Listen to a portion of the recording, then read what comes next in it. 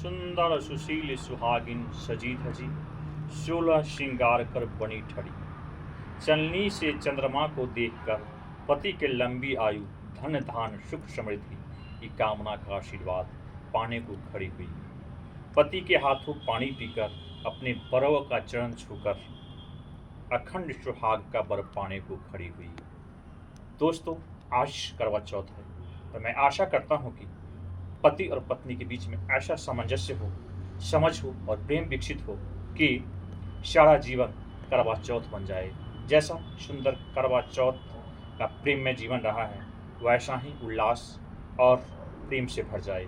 पति पत्नी के बीच अटूट प्रेम, निष्ठा, समर्पण, त्याग, तपस्या का पर्व करवा। दोस्तों, पति पत्नी के बीच अटूट प्रेम और त्याग का पर्व करवा चौथ की शुरुआत कैसे हुआ, इसके संबंध में कई कहानी प्रचलित है, जिसमें से 2-3 कहानी मैं आपको सुना रहा हूँ। सबसे पहला कहा जाता है कि भगवान शिव की पत्नी पार्वती जी, माता पार्वती ने इस व्रत को सबसे पहले शुरू किया। ऐसा माना जाता है जब देवताओं और असुरों के बीच में भयंकर युद्ध चल रहा था, उस समय देवता लोग परास्त हो रहे थे, तो ब्रह्मा जी ने सभी देवता की पत्नियों को, देवियों को कहा कि आप जाइए करवा चौथ व्रत कीजिए, और सभी देवियां जाके करवा चौथ का व्रत करने लगी। उस व्रत के परिणाम स्वरूप देवता लोग युद्ध में जीतने लगे और अंतोगत्वा देवताओं का विजय।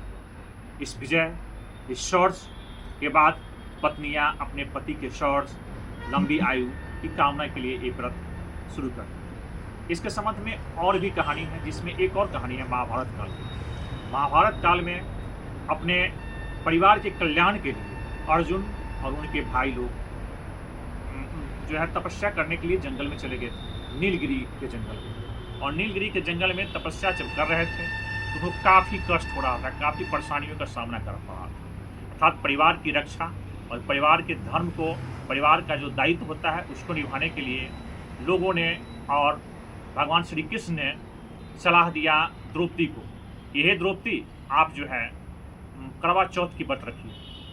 करवा चौथ की व्रत जब द्रौपदी रखी, उसके परिणाम स्वरूप पांडवों को नीलगिरी के पर्वत पर कम कष्ट हुआ और वो तपस्या को पूर्ण करके वापस आ गए। करवा चौथ के संबंध में एक और कहानी प्रसिद्ध है। एक करवा नाम की महिला थी, वो अपने बूढ़े पति के साथ जंगल में रहती थी। एक दिन की बात है कि उनके पति नदी में स्नान करने गए और एक मगरमच्छ उनके पति को खींच कर नदी की ओर ले जा रहा था। करवा बहुत परेशान हो गए देख करके, पति बुला रहे थे, करवा करवा चिल्ला रहे थे, और करवा भी कुछ नहीं कर पा रही थी, कारण कि वो नदी में था। अब मगरमच्छ हो सकता था वो जाती तो उसे भी खींच कर ले जाती। अंततः मगरमच्छ बहुत अंदर तक खींच कर उनके पति को ले गया।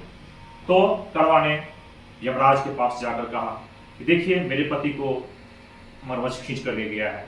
करवा की प्रेम, निष्ठा, तपस्या को देखकर यमराज ने कहा कि ठीक है, तुम्हारे पति को कुछ नहीं होगा, और मगरमच्छ के जाल से उनके पति को बचा दिया। बचाने के बाद मगरमच्छ को दंडित किया, यहाँ तक कि उसको मृत्यु दंड दिया गया। और इस तरह एक करवा नाम की महिला अपने पति की रक्षा की।